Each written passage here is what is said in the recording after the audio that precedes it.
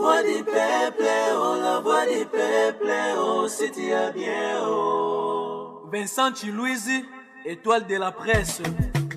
La voix du peuple, toujours longueur d'avance. Les informations partout dans le monde. La voix du peuple, toujours actualité, la actualité. Chers amis téléspectateurs, Nazo s'est retrouvé dans la commune Yantsele, dans le quartier Nganda CC. Référence ezali, Naza à 2 minutes na hôpital ya Mama Olive Lembe Kabila. Naza à 2 minutes na concession ici quand Mama Olive Kabila batu bandaku. Mais awa toza kunate, toza en face. Toza en face, toza na kati ya concession oyo. Na kati ya concession oyo, ceux qui caméramen na otambusa caméra be omona ke batu ba rotonga, ils ont la carte de concession, batu ba rotonga, puis batu musu basi bandaku na bango. Mais oh, les opportunités na libino, c'est-à-dire bolela mingi na poto non, na bandaki chantier, na tinda ngambongo, balia ngambongo, nazolinga ko banda ko tonga mais nazo banga. Voilà une opportunité pour Nabino, bola nanga la kati. Voilà. Nazo la kati ya lupango yo, bomoni les chantier. Mais déjà, je pense que le réalisateur Amsa Rochela Bisso plan yandaku oyo, c'est une maison lupango ezali 10 sur 20. Eza na ndaku ya ndako bomoni zo tongama. Ndako oyo na minute oyo etikali kaka ba travaux ya ba dernier travaux ya finissage, c'est-à-dire ko tia ba porte parce que ba singa courant basi bacha, ba singa ba ya ba antenne basi bacha, c'est-à-dire tout est déjà prêt. Etikali kaka ba travaux mike na kati soki ko landa nga na présenter batu. Na présenter batu ndaku. Donc plan ezali mais so botali bomona déjà que mukolo nango azu pena tana otonga. Donc awa toza na C, awa naza na salle à manger, awa eza salle à manger, awa eza salon, awa eza salon, eza double salon. Donc salon ya ba parents, le salon bana na salon ba parents likolo. Donc awa toza na sawa, eza salon et puis awa eza cuisine. Soto koti awa eza cuisine. Et puis mukolo ndaku cuisine a goza pas dans la posa va ne libanda la mané libanda akova ne peut déjà awa na kati.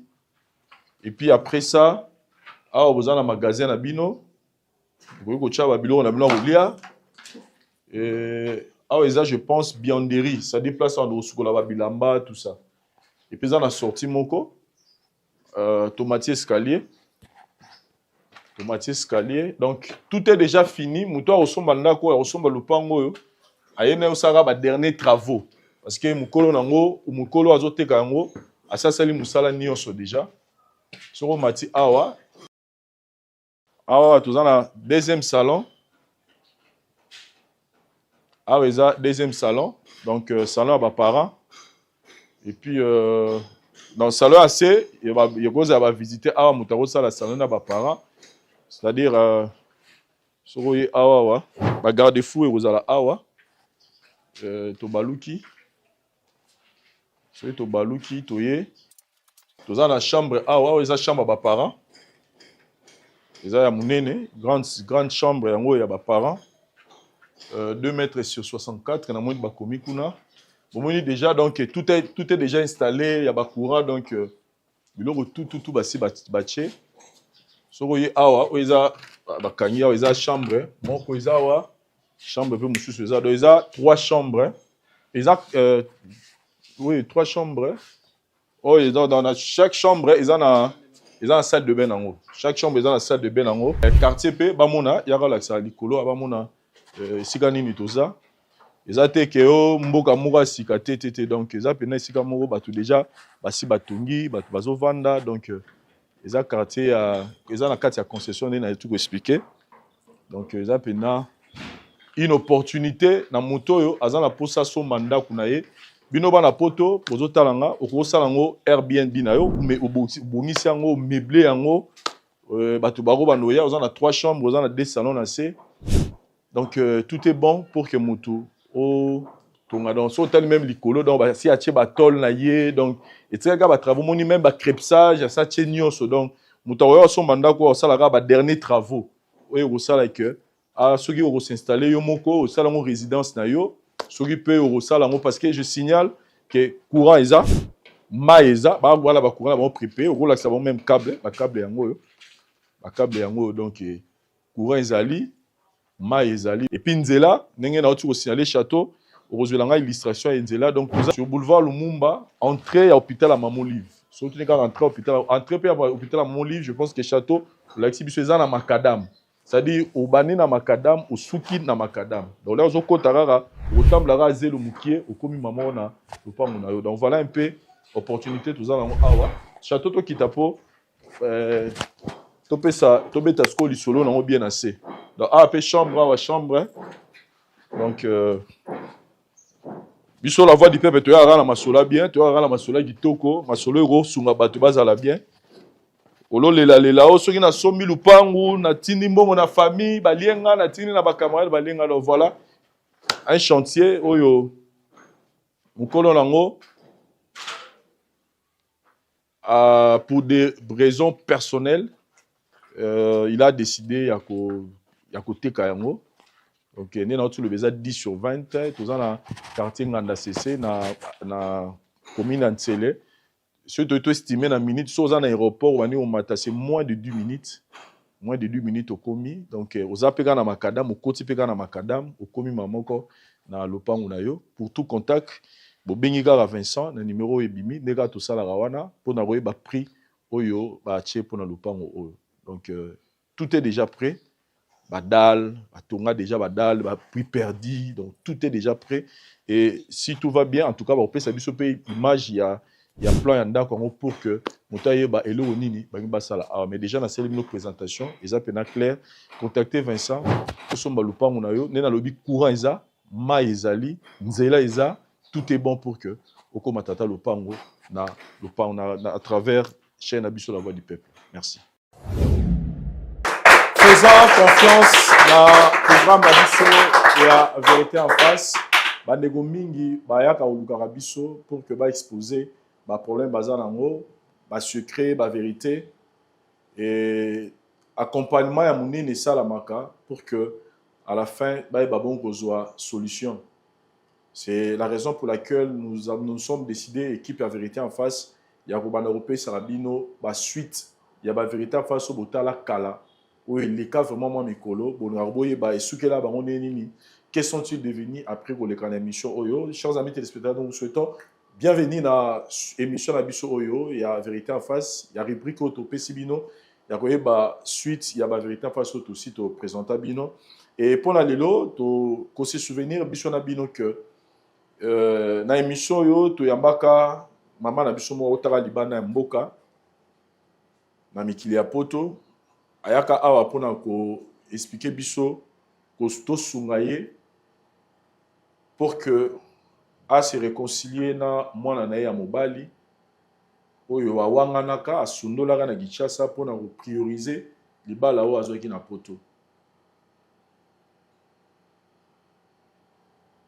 Réalité les kaka moi les ara moi matata dossier yango pona bandeko batala kité avato ya mbabango na plateau na biso poto pe sabino suite na osenga na réalisateur na biso Château Kolo a rafraîchir biso mémoire na moi time a kozwa pona kotalisa biso maramunenge les kaka et puis tozonga na plateau pour que to yamba ba inviter na biso. Merci. Voilà. Auti na makadam donc toza 0 mètre donc 0 seconde na makadam na kitiawa concession la biso yango yo ya maluku nzela maluku na lobaka makadam yango yo posa ko baninga moni muninga yeyo azotonga déjà étage na ye bandeko mususu bomoni bangare ezawa donc tout le monde est en train déjà bato basi basombaki bazotonga déjà donc nena lobaki ke awa eza masolo ya sur masolo ya kimia eza to kosombi terrain logo yoki ba omkoloba o bayaki bato mo bayaki kobotola patati patata no donc bozomona bandeko kuna zotonga déjà bomoi bandeko batie bangare kote kuna pe bandeko mususu basi bazwaki mwa espace na bango ebele basi batie ya bango kuna donc là sur place na ngangi na lakisa bino quand même bandeko mususu baza kuna baosasa bamisala na bango donc hâtez-vous parce que par besoin qu'il est déjà donc hâtez-vous pour sur le terrain à bino 20/20 $4 500 bobengaka na numéro eza bas de l'écran bobenga na numéro oyo to changer système ya visite eza sunde takili bosote ke non photo kangisa bato ebele non soko oza prêt otini ndeko na yo aboya na géomètre awa aponi esika na ye après baterrain na biso nyonso eza cadastre c'est-à-dire soko osombi terrain mpa na biso eloko kosala eza kaka kotonga awa soko osombi terrain mosala kosala eza kaka otongi ndako na yo soko osisi kotonga nde okoluka livre parcellaire na niveau ya bureau ya cadastre. Donc il faut ça la mise en valeur. Ndako moi il y a 2 chambres, mata, moi net ndeko na biso nazo sala azo tonga étage na oyo tanga aussi lisango nde ya kokende na niveau ya cadastre pour misele livrer parcellaire parce que document oyo esengeli ozala nango oyo l'état yebi yango biso to sito sala bino ezalaka déjà donc au futika mo na yo ozwi acte de vente na yo na acte de vente na yo na document oyo ezo certifié oyo l'état azo reconnaître na numéro cadastre ils ont confirmé que le pas mon commis ayo tim koloye soit roya donc ya kitoko za que monde to teki boy biso mo pe to kenda te to za ya biso ki mona liboso donc to zalaka awa to zalaka na bino na tamula donc makadam yango donc mone siko papa za otonga makadam yango etali donc eza mabele te za ngomba te eza pete ko place moko boye il faut zo susu moto soko komi il faut zo susu moto bokota na kati te donc makato to lingami na makadam. Donc ah makadam eza soko baluki boye makadam donc eza esika malamu oyo tozo continuer ko talisa na bandeko na basumbi te basoma mutuko yango ezolika mituko yango ezolika donc toza penza na esika ya malamu awa na quartier village Matonge. Iloko nini vraiment emimio na émission oyo vérité en face. Ah papa Vincent naza na pasi pe mawa vraiment lisusu eloko elongolinga vraiment pa Vincent kolongwa Ferland kokoma wa naza vraiment na pasi bandeko na nga bayokanga pa Vincent nga nazaka na problème moko mobali na nga na banda ko vivre na ye awa na Kinshasa nzamba ye kosala ye ngolu akeputo nga na tikali ya kenda tozaka na contact te abenga nga te nini te talaka Kinshasa ndenge ezali nazovanda mafuta te nini te menga nakendaka pa na bango pe chaque fois na rotuna bango azobenga ote azobenga pe te naye kotala pe bambula pe komi ebele naye pe kolinga mwa mobali nakoya kolinga mwa jeune wana nazalaki na ye naye komonaki nakomi na zemi ya 3 mois et demi nkomiso nasutuki kaka coup de téléphone alo mimi mobali nanga poto abengi nga nzambe ezalaki semaine nango yango wana nazokende mpona yebisa mobali nanga ke naza na mokumba oyo ya Kinshasa le même semaine yango mobali nanga abengi nga nakomi na équation nakomaki na équation papa namoni nasala nini natala poto nayebisa mobali oyo ke naza na zemi epesi nga pasi papa nameki kosolicite nangi na solicite bato ezosimba te motema ezoboya nalobi te navandi nano mobali pa benga te nde naza boye nazodeklare yo naosalasala bamakambo mpo oyo nakomi kaka na point wana noloba su te navanda nango na motema nabandi kolata mwa bagene ozomona nabandi olata bagene mais fa première mobali na nga nakendeke esu te mais nga na mobali tozosolola mobali oyo mpe oyo ya Kinshasa awa mikolo nakimi na ngai nasali lokola nalashe ye natikali nango nga moko nazotalela sikoyo oyo tozosolola na ye zemi mpe ezokende nazolata gene zemi mpe ezokende kaka ntina ye kokoma ti tokomi 9 mois zemi ya mwana ye kokoma 9 mois oleke nabota na awo mpe na pa na pembeni na biso nakobota mosika epa ya cousine na ngai nake naboti kuna na sololi na ye na bitala likambo eza boye problème eza te monde naboti mwana nazomelise mabele mais soki ka makambo na ngai ekomi prête nga nake yo kotikala na mwana oyo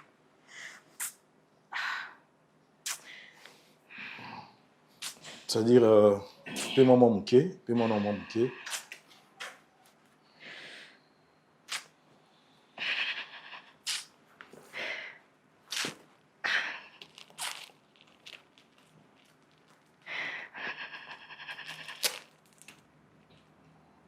Je comprends d'ailleurs.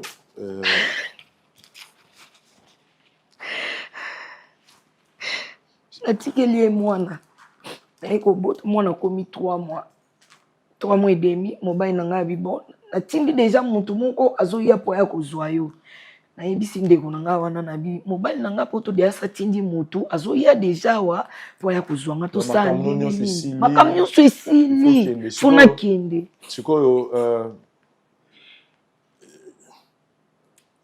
ti mobile azosala elo makambo ya poto ayebi te ke oza na mokumba ya mobile mosusu mokolo mokumba mpe ayebi te yo oza na mokumba na bomba sikoyo obombaki yango mpo omonaki ke intérêt plus eza na poto mwana akomi na 3 mois makambo esikomi na suka il faut kende poto otiki mwana 3 mois mpe ya cousine na yo natiki ye bebe sikoyo osalaki nini ndenge ozomelisa naluki ye ka cousine na nga luki nga mama moko bo asaleli nga bakisi ya bokoko mabele ekausi mabele elakisi mpo toteke na bota elakisi te ata trace te ale na ndenge motu wana ye aye kozwa nga toke poto kokóma na poto naye mpe kovanda na mobali na nga mpe nayebisaki ete nabombaka mais pas cousine na nga nasalaka nyonso natindaka mbongo ya mwana meme ya baklasse kolata ya mwana natindaka me nalingaka kosola na mwana te mpo mobali na nga oyo naza na ye ayeba teke nga na bota nabomba sekret wana naloba te papa kuna mpe naye kozwa zemi naye kobota mwana mwa fièvre moko boye esalaki ye kuna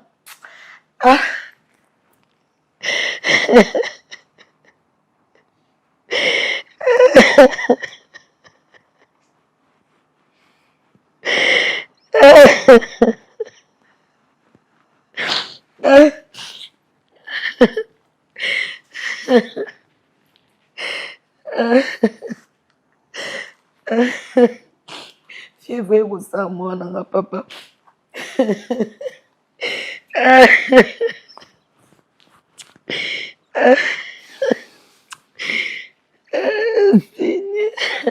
fièvre ekosala mwana c'est-à-dire fièvre esali mwana operda mwana wana ekokufa eti lelo nano boti mwana mosusu te déjà ntango naboti mwana na poto babi na ngai naza na problème na matrice na ngai nakoki lisusu kobota te nalingi na osunga biso to comprendre je vous comprends que oza na douleur oza na pasi mais to comprendre bien mwana na kufi c'est ça déjà combien de temps depuis mwana ozangi na poto akufi déjà 2 ans 2 ans yango depuis akufi 2 ans sikoyo à quel moment tu t'es décidé à resolana mobali na po yebisa vérité autant mwana akufi no ntango mwana akufi nde namoni moye te naye koyebisa mobali nde naye koyebisa ye mpe vérité ye mpe andimi alimbisi na ye nga alimbisi ngai alobi kende okende koluka mwana ngo na Kinshasa apesi nga afuteli nga biye na ya awa mpona ya koluka mwana nga na Congo nde na ye na Congo koya koluka mwana ngai ntango nakomi nabengaki cousine oyebisaki ye kozoya oui nabengi ye nayebisi ye ke nazoya ntango nabengi ye kaka tosololi akamwe ozoya ngabi wi nazoya na Congo bon na ye mpe namoni mpe aye kozwa nga mpe te ndenge ezalaki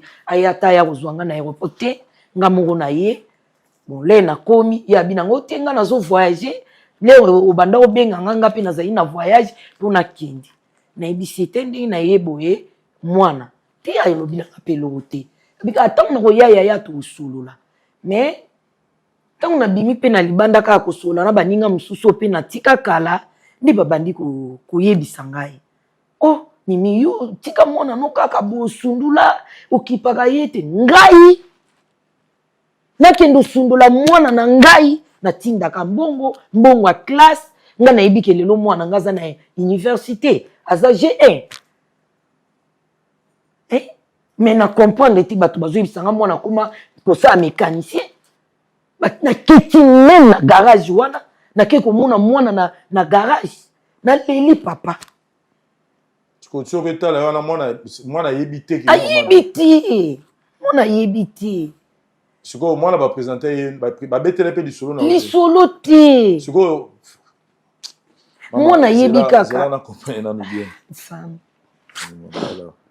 en fait donc yo oboti mwana yo otikeli ye cousine na yo natikelaki sikoyo ye ti olingi mwana donc mwana oevita même mwana yebake yo mama na ye oui pule mosu akoki kotungisa mo oyebi naza na potalaka bamibali na biso kuna bazala mpenza mwa moke sikoyo courage oyo ozwi akoyebisa mobali no sikoyo mponi oyebisaki ete depuis kala ata après ba 5 ans ata après ba 6 ans ozalaki mwana si je comprends bien donc soki mwana no akufaki te peut-être omoza mpe na molimbisanga ye nazo sous-estimer mpasi na yo te mais soki mwana akufa te olingo kozwa mpena courage ya koluka ndeko na biso ya mobali je ne comprends pas jusque là limbisanga nabaki tokosola mpenza bien awa je ne comprends pas quelle est cette motivation ozalaki nango yo moto oboti mwana na yo otiki ye parce que ozalaki na poso okende poto mais pourquoi koboya contact na mwana na yo fallait quand même osola na mwana na yo ayeba quand même que sikoyo ye ayebi mama ni nani ye ayebi mama na ye cousine na nga wana ayebi mama na ye mais ayebi ke bazalaka na mama leki na poto natindaka babiloko nazotinda na mbongo na banini mais ye cousine na ngai ayebi ke nga nazotinda biloko wana mpona mwana na ngai ye azwaka biloko wana azopesa yango bana na ye nga mwana nga azonyokwama sikoyo mwana okuti ye mécanicien na garage nakuti ye mécanicien na garage nzambe abatela nzambe azobatela nzambe abatela mère mama aza bien papa pa aza bien maman eza bien maman eza très bien bon maman eza bien mama aza bien mama aza na richesse awa aza déplacement à 5 mois déplacement ok boulot ça va parce qu'on nous a dit que vous êtes mécanicien bon misala na biso ki mécanique boyema moke nzambe azosunga ok yo otangeli yango vraiment okende yango batieki molai to te natangeli yango te bazo apprendre nga kaka donc naki mpe na choix mpe te mais maleme nzambe azosunga na ye donc kotaki kaka garage bazoyekolisa yo mpe ovie na nga ya veni azwaki nga koti na garage loka mpe mosala ngo mpe ezala mpe mwa bien yango mpe na kosala ok bachik nde yo moko bokotanga to ezali klasi bambongo mpe eza te bambongo eza te vraimen mpona otanga yango namonaki cho ezalaki te nakota na ka garage lobilobi mpe nakoma mpe maître mpe ok wana bambongo eza te par rapport à ndenge baneka mama mosala ya malonga mbongo eza te ana mbongo te ana mbongo te otangisanga mpo baklasse yango esengaka fozala na mbongo esengaka mo fozala na volonté otanga eza nango oye nasala volonté mpo mosala eza nango esengaka mpe fotanga mpe bien mais quand même otangi école primaire natangi me nasilisi soki na ba 6e primaire ok 6e primaire en certificat pour ozwa te nazwango te ok en fait tobengisi yo awa parce que tozalaki na mwa lisolo kosola na yo nangaki na pose yo question moko ozoyeba mama oyo aza liboso na yo omona ye déjà ata na nzela te namoni mpe te namoni mpe kaka lelo moni kaka lelo mais babetelaka lisolo ya boza na mama ndeko na bino mwa azala na poto mama abetaka lisolo wana abeta lisolo aza so na ndeko moko boye aza soki na poto naseteresana nango ma te bon ezala mwa likolo ok bon en fait moto azoluka eza ye donc mama leki oyo mama oyo abetaka lisolo mama leki oyo azalaka na poto eza mama tozani a liboso normalement ezalaki lisolo fale bosolola entre yo ye na mama aboti yo oyo aza na déplacement lobi mais aza na mwa baréalité moko adécouvrir oyo apréféraki le fait que boza pena na famille pena ya monene te awa préféraki ke ase confie na biso famille na ye oyo atalaka mingi nzela ya poto kuna. Donc azalina masola ngaka sola na yo na ko passer parole. Maman Mimi, biso to sali ya biso pa to ramener Christophe na plateau na biso. Sola mwana na yo expliquer ce qui s'est passé. Nazoka na pasi mpona bando expliquer yo. Eza boye. Nga nakenda poto mpona nazali na mobali na ngai fiancé na ngai vraiment nazalaki na ye oyo nga nalingaka mingi na bavie aye kokende poto natikali akei tocontacte tobenganaka te nini te eloko te natali kaka nazovanda mpe kaka boye nde naye kozwa mobali naye kozwa zemi na zemi wana ekomi 3 mois et demi mobali na nga poto abandi kobenga ngai ntango abandi kobenga ngai naye kotala mozemi na nango si boye mpe azobenga nga alobi kasi adeklare nga azosala bademarche mpo adeklare nga nalanda ye na poto nazotala mpe na na zemi semaine yango yango wana aye abengi nga semaine yango yango wana nayengaki nakende mpo nakende koloba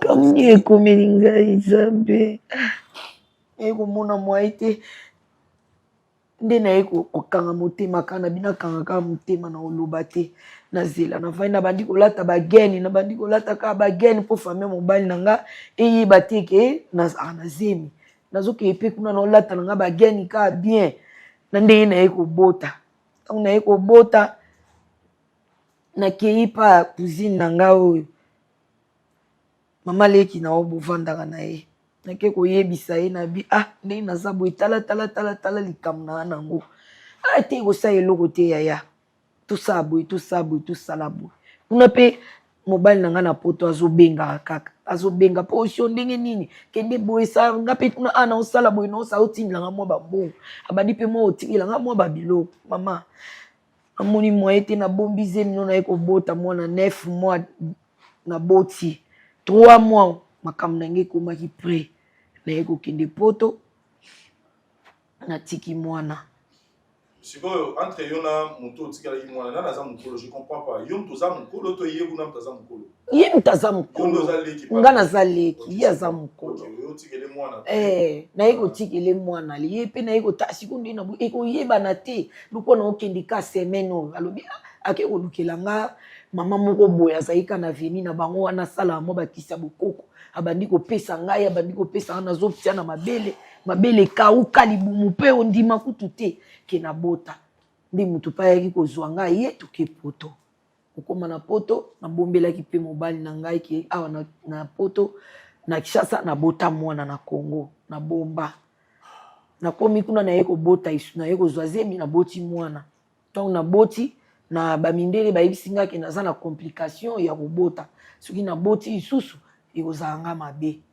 nde mwana na nga wana naye kobota tovandaka tititi na ndenge mpe liwe ekokota na nzela mwana na ngai lelo na oyo oza mpe osola nga yango oyo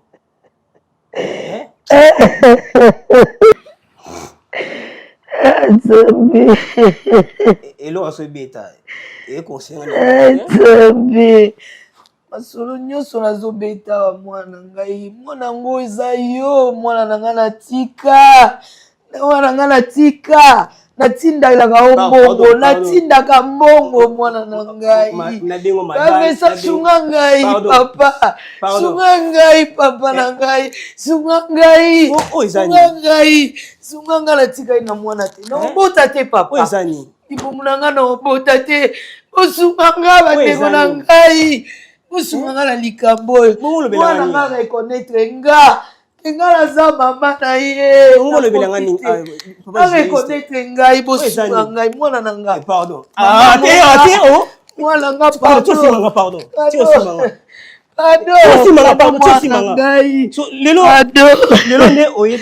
nasala nyonso ngai te mwana na ngai nasali nyonso tanga nayebi ke yo lelo za na GR na sali nyonso na tindela ko mbongo eza leloko na manka te pa na yo limbisanga kapo nde na tika yo mwana na kufi limbisanga na tika yo mwana na kufi yango ifika na ngasi ko nga mwana na yo limbisangai na souffre qui na vie na nga limbisangai soi-disant mama nalingaki to natanga te ki swe na ngati na suki na 6 na 6 ngo pété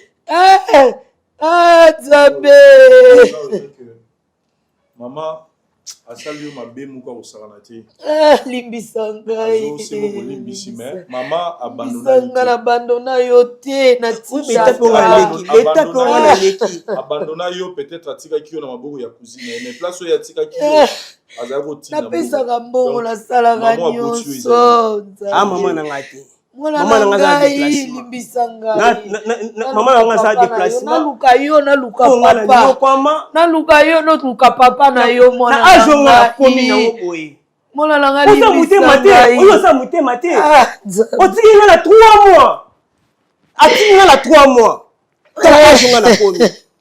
Yasa na poto kuna basa kuna na do souffrir na do souffrir place akolimbisa nga mwana ngai zwa place akolimbisa ngai naza mama na yo kotika nga te soba oyo esa ona ngana ya te ngai naluka papa na yo limbisa tozoluka papa na yo tosola nini tosolola parce que pardon situation ndenge ezali eza mwa pasi minute nazomitya na place na yo mwana nanga limbisa ngai na miti oyo yebi vérité ote koaprendre yango lelo question kana ina tu na yo mama na yo oyo yebi mama na yo atikala jamais kobet kosala yo ko présenter yo babiloko moko ke uti poto tombongo mo be uti poto atikala jamais natindaka nasalaka mbongo nyonso namonaka eloko moko te oyaka nasalaka natindelaka bilamba dernièrement nauti kotindela okoli moko euti koyawa mikolo oyo kaka nauti kotindela okoli obatilaki libala na yo nzambe na anéglige nga mwana ye anéglige nga mwana ye abateli libala na ye na poto après ça va kusoki mwana kokufa ayamba mokosekoza te mama na nga mais oyo sa buzoba limbisanga mwana oyo sa buzoba limbisanga izwa place na motema na yo ya kolimbisanga mama na yo nakoyi na sa makolo na yo mwana ngai pardon kosimanga te. Voilà, il s'agit de Maman Mimi et Christopher. Oyo biso na bino toti otala. Et lelo bazongeli biso na plateau poto mekawosolo na bango lisusu. Maman Mimi, bonjour. Bonjour papa. Et c'est retourné biso na motema. Christopher, bonjour. Bonjour. En tout cas, c'est retourné biso na motema ya bomona que bino mi balé te retrouver bino na plateau après makamunyo sur les garages wana. Maman Mimi, il fallait baler retour pour que Golugane na Rosala pour que na de Onabiso Christopher le lobo zalane to moni mino mais ngala olingate na loba na retour na Maman Mimi bonio et puis boni relation na yo na Christopher. En tout cas, ngana mwana to koma na relation bien. Bien en tout cas toza bien penza toza bien. Na loba na nga mama na limbisi yo. Mais soki ezalaki kozali kokipe ngai te osundolaka nga nde nakoki kolimbisa yo te mozalaki kokipe nga mais ezalaki ke mama leki na nga moto asalaki mpo yo okipaka ngai te mpo ngai nazwaka soin na yo te ozomona lelo famille na biso donc ekabwana. Est-ce que ozwaka mpo bato ye cousine wana nde moto azala cousine na yo oyo abokoli ye ye nde moto azalaki lokola moto apesaki yo pasi koleka tongi toyeba elekaka nini parce que ntango oyaka akendaka soki voyage tout ça banini ndenge akenda papa ti lelo atikala koya te bana na ye bauti kolanda elobi awa abengi bana na ye ye ayeba ke bana na ye balandi mama na bango batiki ye kaka bongo ayebisi ye te ke tozokende pa ya mama na balobi te bana bakei famille na biso lelo yo to bato mususu bazali o bayebi likambo yango pena bamoni ke bazoyoka pasi baya na ngambo nanga bao mpe bamonaki etina asali mabe ye kutu boye bakenda na ngambo na ye famille lelo ikabwami ngana elo nazali nango posa na récupérer mwana na ngai lokola na récupérer ye papa nazangi elo na pesa yo Amen. mais merci po lelo pona kutana na mwana nga tozonga lelo ndenge toza na bolingo mama na mwana eza pona émission oyo. Merci. En tout cas papa kolemba te kende liboso. Amen. Kende liboso pena pona sali pona nga na mwana nga na pesi yo merci vraiment. Grâce à conseil na yo conseil ya bandeko nde lelo yo na sangani lisusu na mwana nga. En tout cas na na plaisir vraiment. Merci vraiment. Vraiment, merci beaucoup, Maman Mimi. Christopher, très bien habillé. On a senti que Maman a zappé dans la Kishasa. Vraiment. Maman dans la Kin. Situation là, yo, et ça là qui va ne rebeller pas si.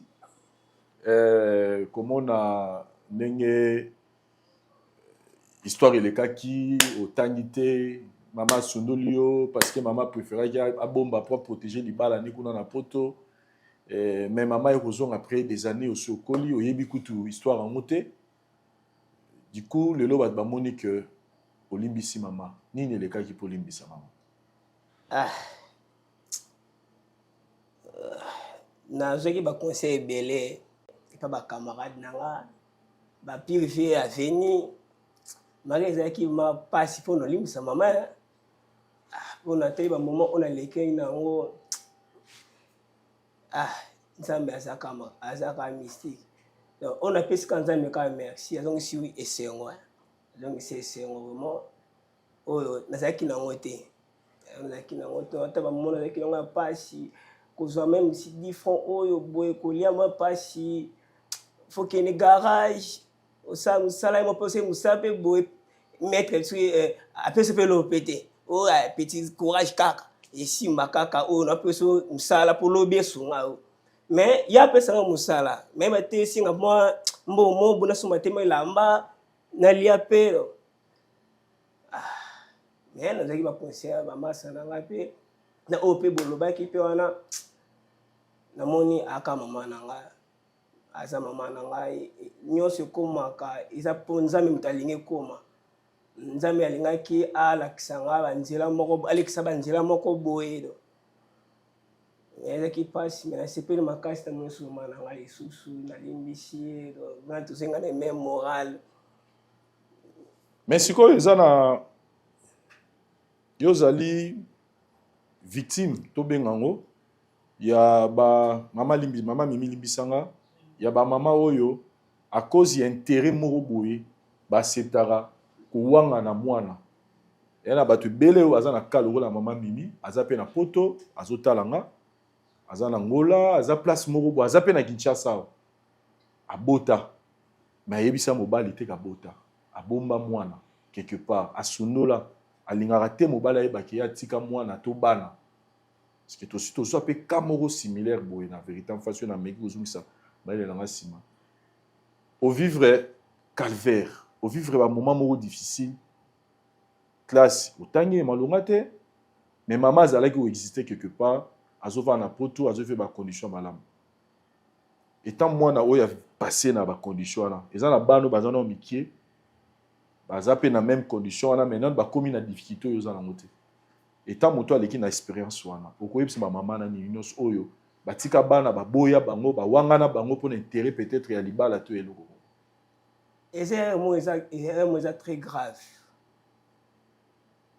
Maman azaki na poto a vivre bien aza bien aller bien tantôt pas tant pour muto kapé sous ça qui misala mais place moi na zaki bon so supposition que ni azaki boy accident mo bina kufa ki na ngapi susu to pe kotaki amoni nga boy te to pe na kasho to pe na komaki criminel to kulona omoni esa bien te bati ko sa bon baza vraiment na mutema ki bo mama maman o aza mutema mama ako saboter mwana ete ako jamais ko saboter mwana supposition que na saboter nga boy et comme na ba âge moko boy le bila kumpe ministre pensa ba soube ministre pe susu aya asenga nga bolimbisi to kuna pesa kine kuna esimbi te aye shit awa pe bayibi mbongo lelo nga pe na bongi pe ape asenga mbo limisa profiter na mbongo nanga eza bien te batika osala bongo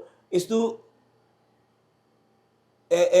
moni mobali ezalaka bien so atangi azwi mpe diplôme atangi mpe université ezala mwa valeur lelo baki mosala moko boye mpe beti kokoko mpe pesi babenga ni demande d'emploi atiki mpe bazwela mosala lelo nga mpe nasuka na 6e primaire na 6 yango mpe te solaki mosala moko boye esenga esenga badiplôme ese bazwanga donc ekomi siko fo nayeba mosala maboko wana nde ekoyedenga kimosala mbo mpe esenga mpe so fo otangela yango mpe eza bien te bamo batika biloko wana batika osala bongo nga mama atrouve nga kota mwa facilité bongo siko ba o wana est-ce que bana na bango bakosi trouve wana facilité.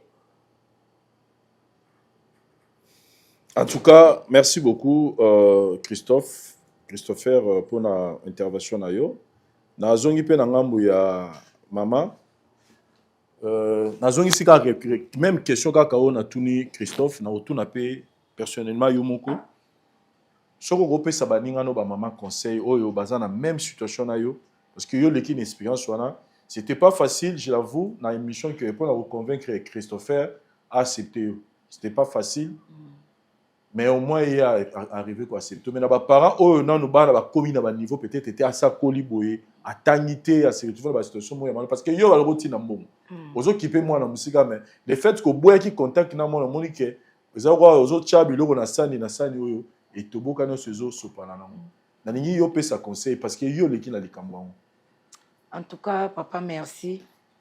Na on pe sa conseil na baninga na biso pe ba misusu o bazana ba ka o nga na kutani nango na pesi bango conseil en tout cas ba tike loko yo eza malamu te poto e a fin du monde te soko za mobali na yo hazana Kinshasa ozana o yazana poto so na yebaka nga e komela nga boye te nde lelo na ngena sala loko na sala kite na mwana nanga natika epa mutu mususu azui be intérêt ya mwana nanga oleke a vivre nango donc na zokoka ko zongela makambo nga na sala te po ezopesa nga pasi na sala ya ebele nazotala ba mbongo pe ona binisa mususu pe ke azokosa nga pe mwana nga maladi moko makasi awa mwana asali boye nazwi mbongo na binisi ya ebele nazoka pasi ya malili ona bimara 4 heures nazoki osala mosala na mboko ya mpaya mais mutu asakai na mbongo nanga mwana nga lelo a se retrouver soki babenga mécanicien. Je regrette. Mécanicien za musala mabete, mécanicien za musala kitoko, surtout ceux qui penza au salon na banon. Ceux qui ba mécanicien bazalaka te mais biso toza difficulté autant dans la mituka, ezalaka koyeba ko encadrer au sala bien tozo conseil à maman. Comme ils allaient sur l'état les penza ba maman, tozo conseil à maman moko et puis to eba aussi solution na biso. Merci.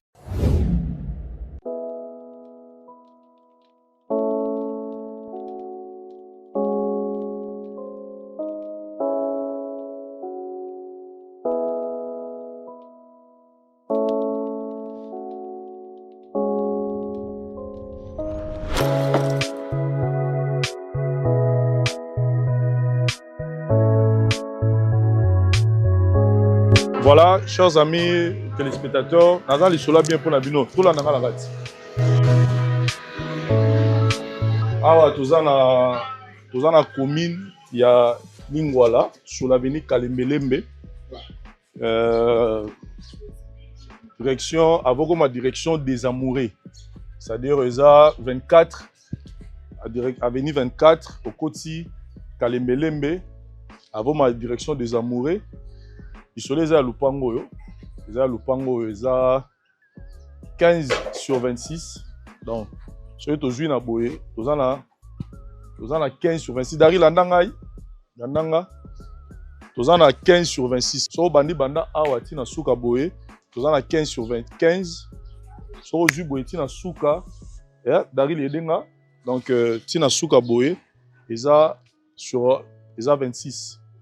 Donc 15 sur 26. Dans la commune, il y a Lingwala, c'est-à-dire robeta flat na yo robeta résidence na yo robeta marambuto lingi. Donc ça vente il y a parcelle oyo. Ce qui tout ce qui est tali contact bon contacter Vincent directement na numéro na nga bomoni ils affiché au bas de l'écran.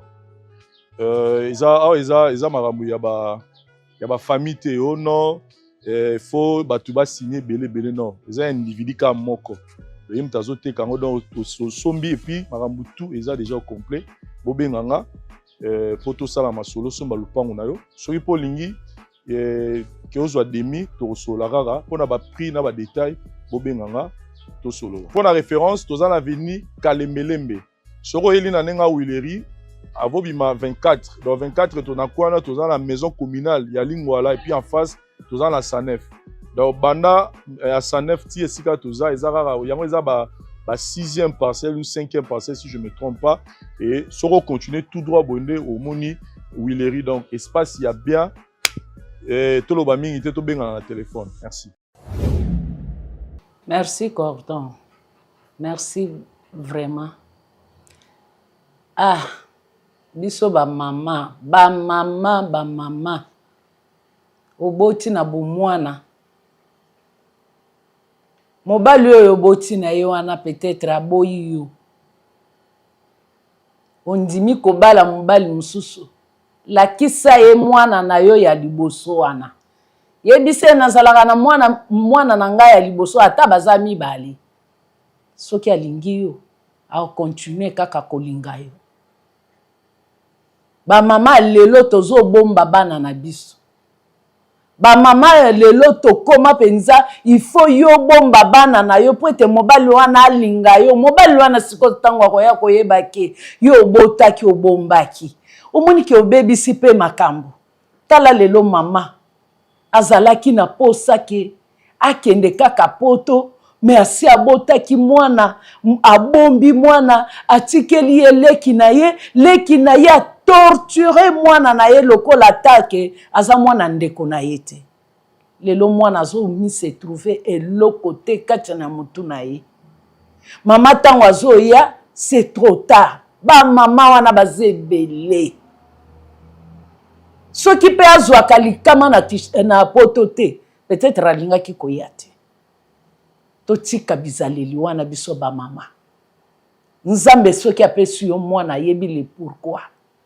Tango apesi yo mwana ya liboso wana. Ayebi eza esengo boyelenge na yo yango wana tala sepela nango. Siko soki pe mwana oyo akoma koluna. Soki lelo mwana azwa arme abanda ko bunda criminel. Ye mama lokola auta ki poto aye pona koluka mwana sori na ye lingaki kozala ndenge nini. Ba mama totika bizaleli oyo na ba jeune fille ya lelo pe ki lelo eleki mbangu ozwizemi oyebi esika yo kokende kotika mwana wana mobali wana tango ya botisi yo ye ake kosala oyo ya azosala me yo nde momemi mikumba. En tout cas, tozonga na se ya makolo na nzambe pote oya yebi kobanga nzambe akoyeba kosala mabete akoyeba kobanga nzambe pote bandeli ya mayele za na muto oya yebi kobanga nzambe. En tout cas, merci pona esengo zongi na kati ya mama Mimi na mwana na ye bazongani vraiment esengo vraiment pona biso na musala oyo penza lelo aye ko féliciter musala munene ya vérité en face sali. En tout cas nzambe alola asunga pe bawo nyonso bazana kati ya vérité en face na mama pe en tout cas zo mwana na yo kumba yesu ko kende poto na ye kende na ye. Merci. Gloire soit rendue à l'Éternel, bien-aimé. Que le bon Dieu vous bénisse. Partout vous me suivez en direct. Je voulais juste dire à une personne, Dieu nous a recommandé de jeûner pendant 70 jours. Nous sommes en jeûne et prière. Nous avons commencé le 23 et nous clôturons ce fin de l'année. Alors je voulais dire à une personne, parmi ce message, Dieu m'a dit de prier pour la clé. Que Dieu te donne la clé de 2025. Écoutez bien aimé. Nous allons prier par rapport à ce message. Que le Dieu de la Bible puisse agir. Tu as droit de recevoir ta clé. Non comme un slogan, que ma clé de 2025. Mais Dieu te donnera cette clé. Et cette clé que Dieu te donnera, ça te donnera le pouvoir d'ouvrir et personne ne peut fermer. Ça te donnera le pouvoir de fermer et personne ne peut ouvrir. Le pouvoir que Dieu est en train de te donner dans l'année 2025. Gloire soit rendue à l'Éternel. Alors écoutez bien aimés, nous organisons maintenant une veillée de prière dénommée Clé 2025. Le 27 décembre, de 22h à l'aube, nous serons à Saint-Denis, 17 boulevard de la Libération, à Saint-Denis, c'est derrière la gare. Vous arrivez, c'est au 2e niveau. Nous allons prier de 22h à l'aube. Écoutez ce que vous allez faire.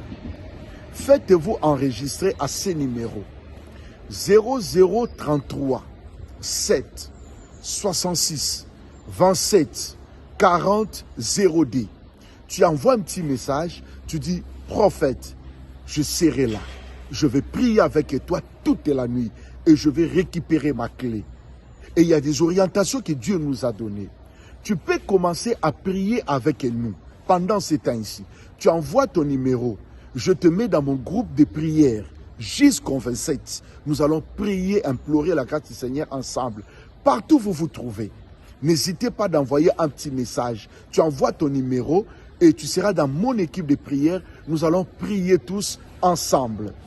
Deuxième chose, n'oubliez pas les jours-là d'amener une bouteille d'huile, une bouteille d'eau et une clé. Tu viens avec ça comme symbole.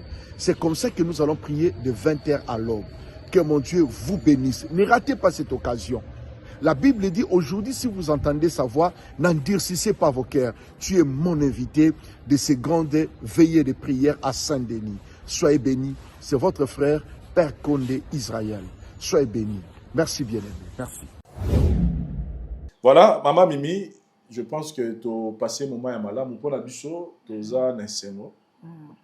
Parce que tu as atteint l'objectif na biso dès que le barbat bayaka ateka pour beta masolo na bango et puis akei non ayi oyaki pour to sungayo ozonga relation malam na Christopher le boza bien mais projet na weza ni pona ye ni nozo kanisa pona ye bon projet nanga vraiment eza pona ye nazo bundaka pour na memaye tokende malgré que na déclaré été nazo bundaka ka pour na memaye tokena poto soki moye ko monana ata na nzela na yo pe papa soki moye monani na mema ye osunganga na mema ye tokende mpona kotika yesu awa te na otike awa na nani osunga ye mutu mosu akosunga ye aza te mais sinon na papa boza bien en tout cas na papa vraiment toza na biso bien azobenga omoni mpe mwa bilamba atindelaki ye wana omoni yango wana mpe alati wana en tout cas merci beaucoup maman Mimi, je pense que biso to sali musa na biso esengela ki to sala to betela bango maboko pona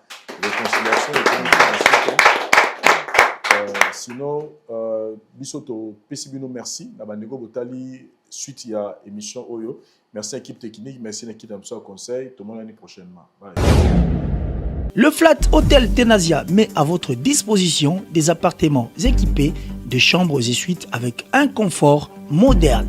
Une salle de fête moderne pour toutes sortes de manifestations, anniversaires, fêtes de mariage, réunions et autres. Pour ceux qui adorent la restauration, il y a un restaurant VIP à votre disposition. Un nightclub pour les amoureux de l'ambiance responsable.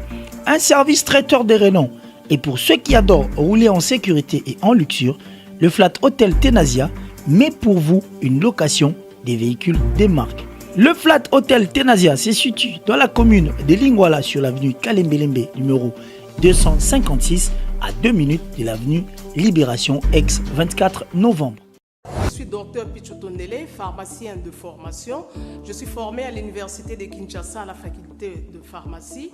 Et puis je fais d'autres masters en transformation des agro-ressources à l'université Marien Ngouabi et au Canada en préparation de cosmétiques thérapeutiques naturelles.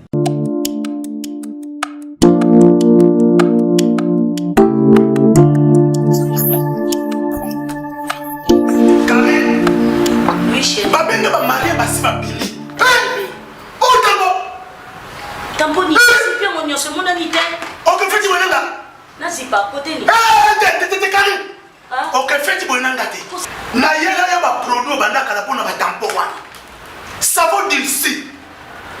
Pembe mwinu akosokono c'est sans problème. Ongengi. Avec Dixie. Toujours. La voix du peuple, oh, la voix du peuple, oh, c'était bien, oh. Vincent Chilouise, étoile de la presse. La voix du peuple, toujours longueur d'avance. Les informations partout dans le monde. La voix du peuple, toujours actualité, la actualité.